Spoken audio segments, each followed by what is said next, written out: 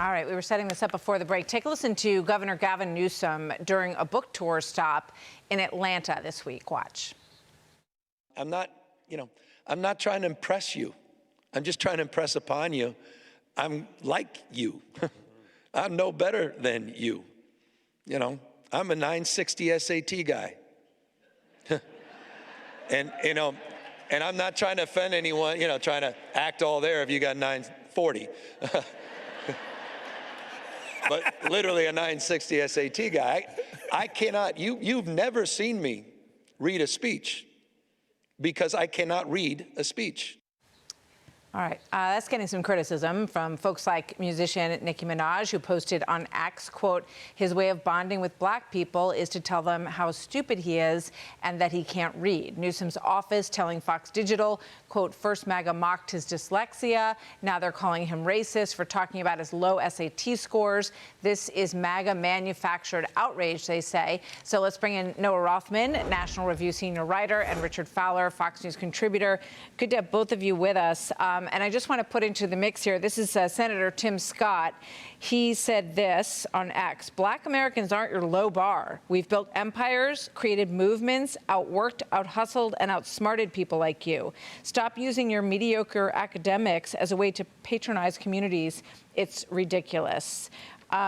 Richard, you want to take the first look at this situation? Oh, thanks for having me, Martha. Listen, I think these comments are tone deaf at best. Now, the thing I question here is we're not really sure if he's talking to a crowd full of African Americans. I mean, yes, it happened in Atlanta. Yes, the moderator is the mayor of Atlanta, Andre Dickens, but there doesn't seem to be any reporting that this is a room full of African Americans. It doesn't take away from the fact that this comment is sort of tone deaf, even though the governor seems to be talking about his own dyslexia. And I do think he misses an opportunity to talk about what Mayor Dickens and other mayors and big city mayors across the country are dealing with on how we retain teachers, how we deal with many of the inequities, and how we deal with the documented bias in standardized testing towards community of color.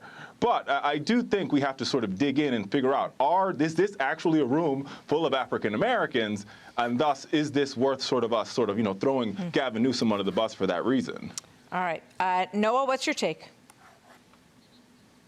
Gavin Newsom seems like he's the sort of politician who reads the stage directions for the benefit of the audience, even though you're supposed to mute that sort of thing. So when he goes around, and we don't know whether that room is full of African Americans or not, but Gavin Newsom has been taking his message to African American radio stations, podcasts, this audience, and he does seem to be targeting black voters, black Democrats in particular, and he's doing so by emphasizing the degree to which he came up relatively poor and impoverished, living on white bread and boxed macaroni, in his words, now describing the degree to which he was not the beneficiary of elite educational systems because he had a learning disability. He's attempting to neutralize, in my view, his biggest liability, which is his obvious elitism. The guy likes finer things. He likes nice wines. He likes big houses. He likes vacations. He's now made no secret of this. Now he's trying to present himself as the everyday man whose trials and troubles are so relatable and universally acknowledged.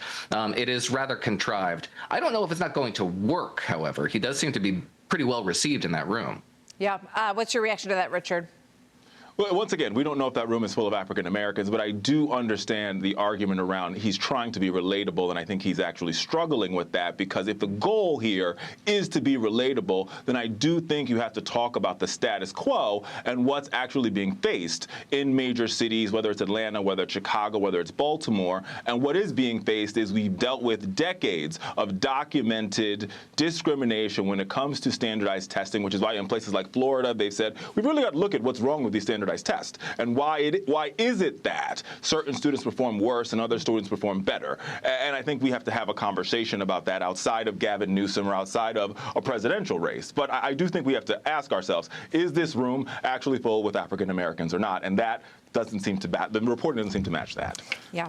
Well, now we know what he got on his SATs. I think most people, I conveniently forgot what I got on mine. I don't know about you guys, Same. But thank you very much for that was being a long time ago. Exactly, Richard. And those scores are above average for 1985. So he's not exactly saying he's an underachiever. I know, right?